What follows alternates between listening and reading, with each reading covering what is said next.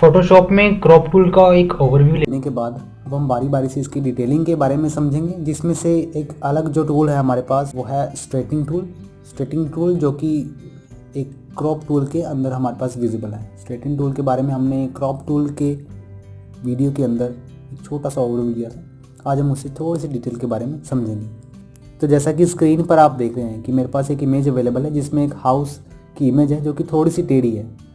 हम ये देखेंगे कि हम किस तरह से इस टेढ़ी इमेज को सीधा कर सकते हैं। इसके लिए सबसे पहले मुझे क्रॉप टूल को सिलेक्ट करना होगा एंड देन यहाँ से स्ट्रेटिंग टूल सेलेक्ट करता हूँ और इस इमेज को सीधा करने के लिए मैं लेफ़्ट से राइट की ओर प्रॉपर एंगल में उसे सिलेक्ट करता हूँ इस इमेज को सीधा करने के लिए।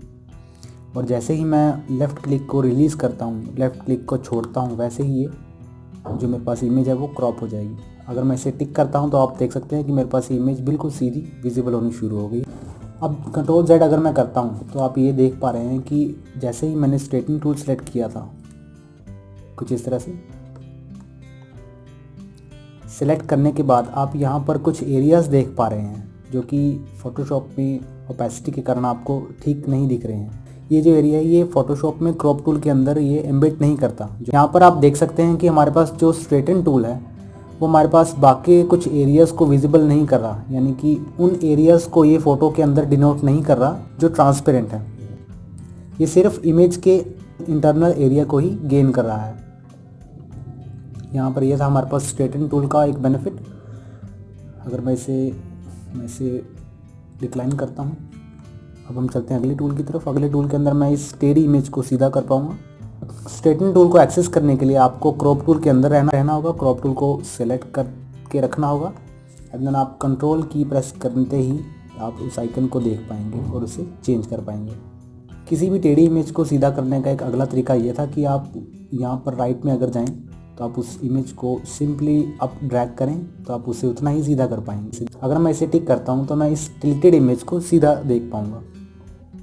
मैं इसे क्रॉस करता हूँ और अगले तरीके की तरफ, अगले स्टेप की तरफ बढ़ते हैं, जिससे मैं अपनी इस टिल्टेड इमेज को, इस मिस एंगल्ड इमेज को सीधा कर सकता हूँ। इसके बाद चलते हैं रूलर टूल की ओर। रूलर टूल हमारे पास यहाँ पर विजिबल है आई ड्रॉप टूल के अंदर। ये नेस्टेड है इस टूल के अंदर। मैं इस टूल को सेलेक्ट करता हूँ और रूलर टूल की एक बहुत अच्छी स्पेशलिटी, एक अच्छा फीचर ये है कि ये मल्टीपल डॉक्यूमेंट्स में भी सिर्फ उन्हीं लेयर्स को एडिट करता है, उन्हीं लेयर्स को सीधा करता है और उसके एंगल को चेंज करता है जिस लेयर में हम काम कर रहे हैं। यानी कि अगर मेरे पास यहाँ पर मल्टीपल लेयर्स होंगी, 2-3 लेयर्स होंगी, तो मैंने जिस लेयर को सेलेक्ट किया हुआ ये सिर्फ उसी को चेंज करेगा। अदरवाइज़ ना ये लेयर 2 को छेड़ेगा ना ही लेयर 0 को। मैं इसे डिलीट करता हूँ क्योंकि मैंने इसे जस्ट एन एग्जाम्पल आपको दिखाया। इस इमेज को सीधा करने के लिए हमें उसी एंगल को दोबारा सिलेक्ट करना पड़ेगा जैसा हमने स्ट्रेटिंग टूल में किया था। डिफरेंस अभी आप देख लेंगे कि इन दोनों टूल्स में क्या डिफरेंस है। यहाँ पर मैं पहले से सिलेक्ट करता हूँ। सिलेक्ट करने के बाद डिफरेंस का जो फर्स्ट पॉइंट ये है कि अगर मैं लेफ़्ट क्लिक को छोड़ता हूँ तो स्ट्रेटिंग टूल जो है वो साथ के साथ इमेज को सीधा कर देता है।